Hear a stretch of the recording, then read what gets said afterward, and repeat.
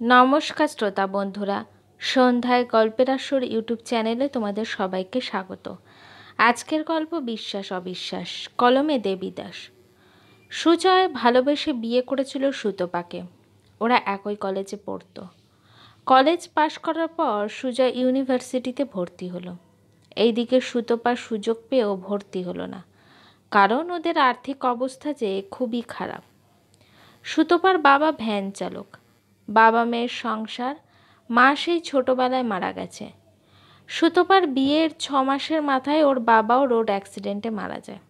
বাবার মৃত্যুর পর সুতপার জীবন থেকে বাপের বাড়ি শব্দটা চিরতরে মুছে গেছে। সুজয় এবং সুতপার বিয়েটা সুজয়ের পরিবার কখনো মেনে নেয়নি।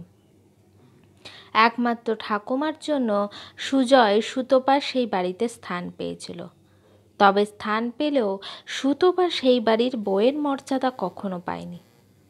সুজয়ের বাবা একজন সিভিল ইঞ্জিনিয়ার, ওর ঠাকুরদা ছিলেন ডাক্তার।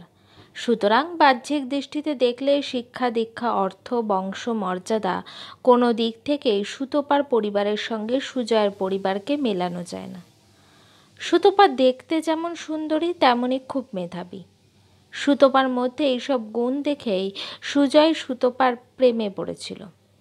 কলেজে সুতপাকে অনেক ছেলেই পছন্দ করত, কিন্তু সুতপা কোনো দিনই তাদের পাত্তা দেয়নি। কিন্তু কলেজে অ্যানুয়াল প্রোগ্রামে সুজয় সুতপাকে প্রপোজ করতে সুতপা রাজি হয়ে গেল। বছর দুয়েক চুটিয়ে প্রেম করার পর সুজয় বাড়িতে সুতপাকে বিয়ে করার কথা জানালো। সুজয়ের কথা শুনে বাবা, মা, বোন সব মুখ বাঁকিয়ে বলল, শেষে কিনা এক ভ্যান চালকের মেয়ে এই বাড়ির বউ হয়ে এসে রাজত্ব করবে। সুজয়ের বাবা রেগে গিয়ে বললেন, নো, নেভার। আমি বেঁচে থাকতে তো অন্তত এইসব হতে দেব না আমার বাড়িতে। সুজয়ের ঠাকুমায় গিয়ে এসে বললেন, কার বাড়ি বললি সুমিত? তোর বাড়ি? এটা কবে তোর হলো তোর বাড়ি? ভুলে যাস না, এই বাড়ি এখনও আমার নামে আছে। আমি কিন্তু এখনও বেঁচে আছি। সুতরাং এই বাড়িতে কি হবে না হবে সেটা ঠিক করব আমি। সুজয়ের মা এগিয়ে এসে, মা, তাই বলে আপনি অন্যায়কে প্রশ্রয় দেবেন? এই বয়সে এসে তুমি আমাকে ন্যায় অন্যায় শেখাচ্ছ বৌমা?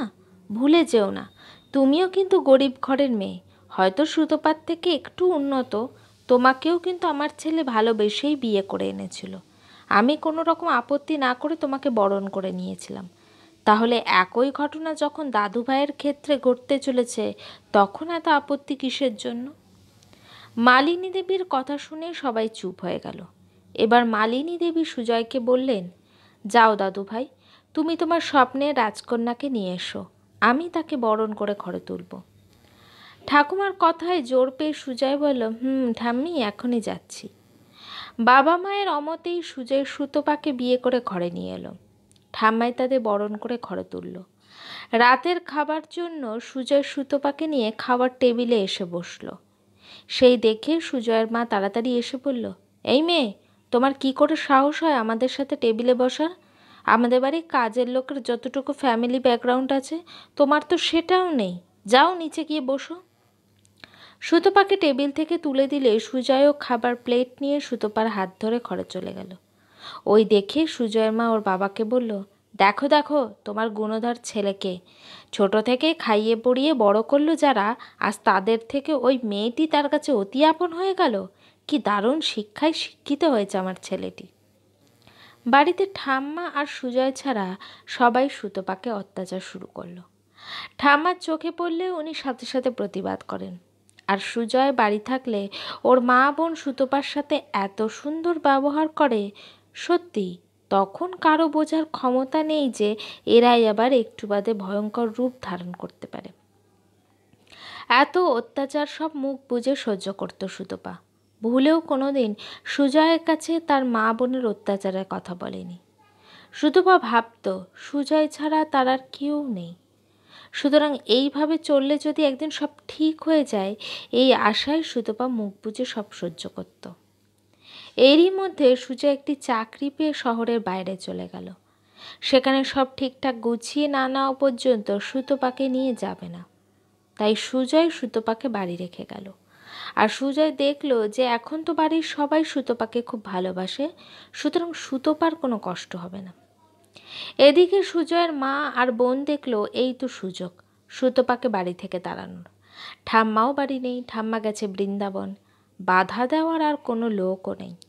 তাই মা মেয়ে বসে ফোন দিয়ে আসছে যে কি করা যায়, কীভাবে সুতপাকে বাড়ি থেকে তাড়ানো যায়। অবশেষে সুজয়ের বোন সুমি একটা ফোন দিয়ে বের করে ফেলল। সুজয় রাত 8:30 নাগাদ সুতপাকে ফোন করে আর বেশ কিছু সময় ধরে কথা বলে। এই ফোন করাকে হাতিয়ার করে সুমি আর তার মা কাজটা শুরু করলো। একদিন রাতে সুমি 8টায় এসে সুতপাকে বলল, আমার ফোনটা খারাপ হয়ে গেছে, তোমার ফোনটা দাও তো, মৈনাকের সাথে কথা বলবো। সুতপা ফোনটা দিয়ে দিলে ভাবলো একটু বাদেই তো দিয়ে যাবে, কিন্তু সেদিন রাত পার হয়ে গেল, ফোন আর সুতপা হাতে পেল না।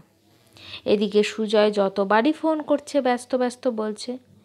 সুজয় সুতপাকে খুব বিশ্বাস করে, তাই ও এই ফোন নিয়ে কোনো খারাপ চিন্তা করতে পারল না। কিন্তু পরের দিনও এক ঘটনা, তার পরের দিনও সেম। টানা এইভাবে 10 দিন কেটে যাওয়ার পর একদিন সুজয় দিনের বেলা ফোন করলো, আর ফোন ধরল ওর বোন। সুমি, তোর বৌদি কোথায়? কোথায় আর যাবে, তার নতুন মানুষের সাথে হয়তো দেখা করতে গেছে। মানে? হ্যাঁ রে দাদা, তুই চলে যাওয়ার পর বৌদি দিন রাত ফোনে ব্যস্ত থাকে, যখন তখন বাইরে বেরিয়ে যায়, বাড়ির কাউকে পাত্তা দেয় না। এর মধ্যে স্নান সেরে সুতপা ঘরে ঢুকে সুমির কাছে থেকে ফোনটা কেড়ে নিয়ে বলে, তুমি বিশ্বাস করো সুমি যা বলছে সব মিথ্যে। সুমির ফোন নষ্ট হয়ে গেছে, তাই ও 10 দিন ধরে আমার ফোন নিয়ে রেখেছে। আমি তোমার সাথে এই কারণে কথা বলতে পারিনি। পাশে থেকে সুমি চিৎকার করে বলে, না রে দাদা, আমার নষ্ট হয়নি, ও নিজে বাঁচার জন্য মিথ্যে কথা বলছে। ছি সুতপা, ছি, তুমি আমার বিশ্বাসের এই মর্যাদা দিলে? তোমার দেহের এত জ্বালা? সুতপা কাঁদতে কাঁদতে বলল, তুমি আমায় বিশ্বাস করো, আমি এইরকম কাজ তো দূরের কথা স্বপ্নেও ভাবতে পারি না।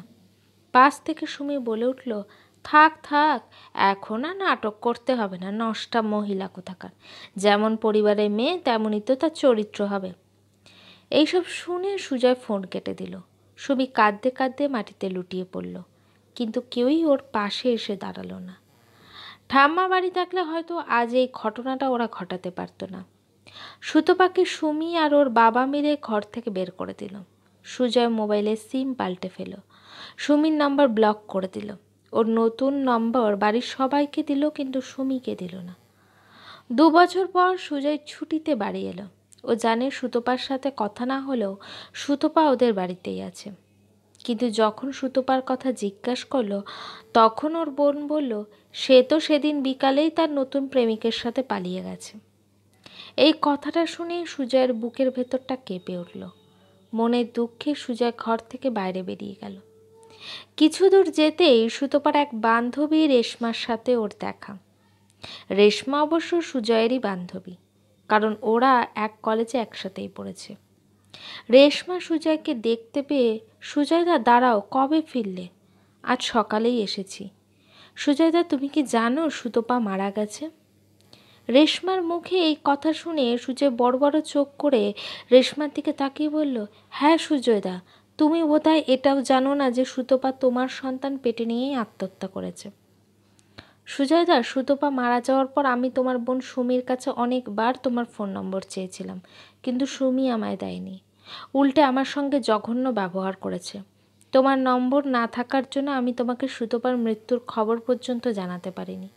আমি জানতাম যে তোমার বাড়ির লোক তোমাকে জানাতে দেবে না।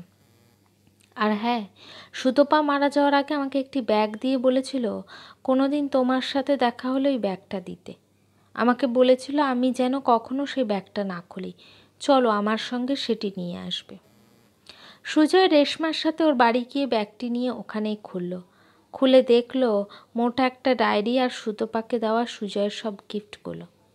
সুজয় ডায়েরিটা খুলে আর চোখের জল রাখতে পারল না। প্রতিটি লেখার আগে বার, তারিখ, সময় সব দেওয়া। যেখানে দেখা গেল যেদিন থেকে সুতপার সাথে সুজয়ের ফোনে কথা বলা বন্ধ হয়েছে, সেদিন থেকে ডায়েরিটা লেখা শুরু হয়েছে। সুজয় একের পর এক পাতা উল্টে পড়ছে আর হাউ হাউ করে কেঁদে উঠেছে। শেষের পাতায় লেখা, সুজয়, তুমি যেদিন সত্যিটা জানতে পারবে সেদিন অনেক দেরি হয়ে যাবে। আমি তোমার থেকে অনেক দূরে চলে যাব, হয়তো কোনো দিনও আর আমাকেই খুঁজে পাবে না। আমি একা গেলাম না সুজয়, সাথে আমাদের ভালোবাসার প্রধান উপহার আমাদের সন্তানকেও সাথে নিয়ে গেলাম। তুমি খুব ভালো থেকো, আবার নতুন করে জীবন শুরু করো। তবে অবশ্যই সেটা তোমার বাবা মা আর বোনের পছন্দ মতো।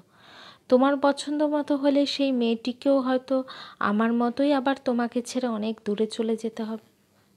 সুজয় কেঁদে কেঁদে বলে উঠল, কী কারণে যে আমি সেদিন তোমার কথা না শুনে বোনের কথা বিশ্বাস করেছিলাম। সব মায়েরা যেমন সন্তানের ভালো দেখতে পারে না ঠিক, তেমন সব ভাই বোনেরাও তাদের অন্য ভাই বোনের ভালো সহ্য করতে পারে না। আমি হলাম আজ তার জ্বলন্ত উদাহরণ। হে ভগবান, আমি এখন কি করি, কার কাছে যাই? গল্পটি কেমন লাগলো অবশ্যই আমাকে কমেন্ট করে জানিও। আর আমার চ্যানেলের গল্পগুলো যদি তোমাদের ভালো লেগে থাকে, চ্যানেলটিকে সাবস্ক্রাইব করে পাশে থেকো।